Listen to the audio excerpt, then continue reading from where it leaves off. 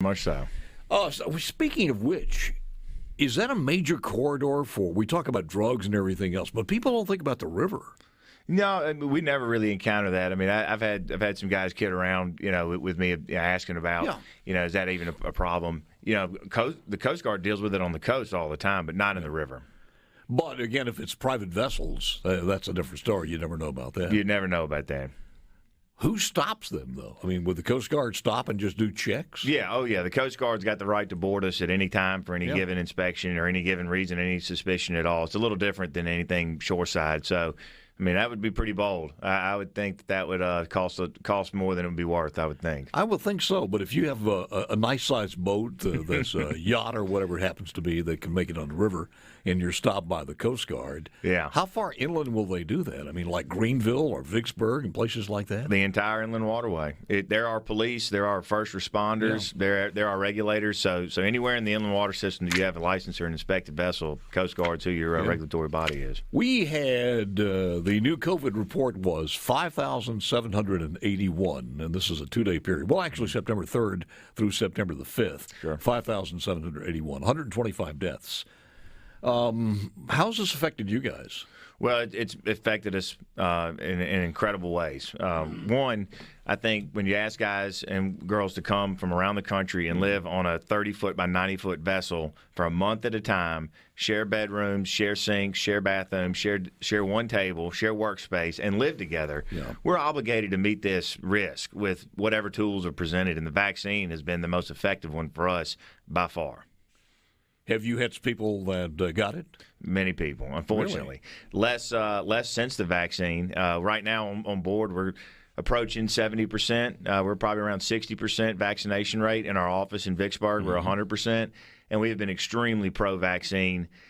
We feel like it's our path to doing business. It's also the right thing as a business owner to do to guarantee that our people come home the same way they came to the boat. I mean, it's a must for us. But I guess if they are tested prior to boarding, you have kind of a controlled environment there. Well, we would love to do that. We're sending people to. They don't get off the boat when they're on the river, do they? They don't get off the boat. So we try to create as isolated and pristine environment when they go to the boat. We have questionnaires.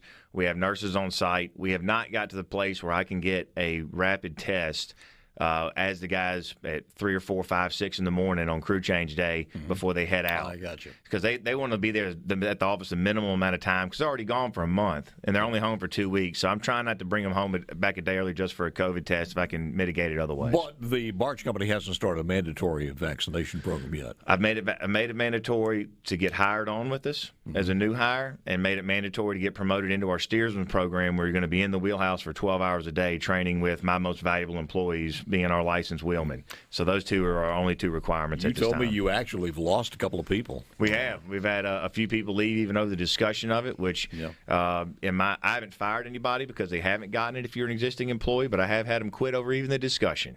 And if they think they're a hero from it, I think they're making an incredibly poor career choice because they're going to start with a company that if they're not talking about the vaccine, I don't feel like they have their best interest in mind the same way I did. And I respect medical freedom. We respect medical freedom, but this isn't a situation where you're working from home. You're working on a vessel with crew members who could be at risk. It's not about you. It's a little bit like a submarine. Once you're there, you're there. It's completely like that. Yeah. And I feel obligated to do this. I have a really split divide within our crews. I have probably 45% that are extremely pro-vaccine. I have probably another 30% that are on the fence. I can persuade them, and then I have a very small contingent that are very anti. I would imagine that the younger people are more or harder to persuade to get the shot. No doubt about it. I mean, if they're young people that without a family or maybe their parents, you're not kidding. And you're not telling me to do anything. I think that people have more of a problem without. Not so much about the medical part of the vaccine as about you're forcing me to do something. Of it. Yeah, because they've taken vaccines and shots before. Yeah, and when we're persuading them, we have to come easy. If you come too hard, it'll break. And that's true. And I think most people, and that's probably what the experts have been telling people. Look, you can't force them into this. It's just not going to happen. No, you can't do that. Let's talk about Ida. How did Ida affect you guys as far as the hurricane coming through? I've heard it put from a lot of old school towboaters. This was the perfect hurricane to destroy the lower part of the Mississippi River around the New Orleans area. The exact location it came, the amount of wind. The river actually flowed backwards at a significant pace all the way into Baton Rouge. I mean, it literally it was flowing north for hours at a significant rate, and there was over. Okay, now we had this conversation on the air, right? Would it be because the river? How deep is it at that juncture? Well, let's take just above New Orleans where the power line fell into the river. I looked it up on the way over here. It's about 70 to 100 feet deep within that quarter-mile range right there.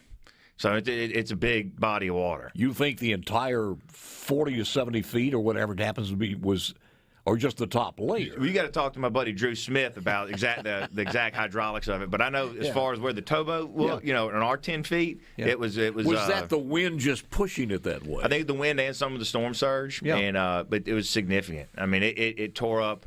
All the fleets are not moored for that. So there was hundreds of barges loose in the lower river and dozens of towboats, several sunk, over 350 incidents the Coast Guard's investigating as of Friday. So we're going to have a new number today. So I would guess it's going to be over 500 pieces of equipment that were heavily damaged. Well, some of that stuff on board was dangerous chemicals and things like that. Yeah, no spills that we're aware of, no injuries, no fatalities. I mean, just a miracle. There's a salvage company that does that, goes out and takes care of that? Many of them. McKinney Salvage. We even have a Big River salvage out of Vicksburg, several of them. That's amazing. What does it look like as far as overall employment basis for you guys now? Well, we're still struggling to get people to come in the door, but it's starting to pick up. I think the key for us is to not sell that entry-level wage, but to sell the progression towards doubling your salary after 2 years of employment and then doubling again after 4 to 7 years.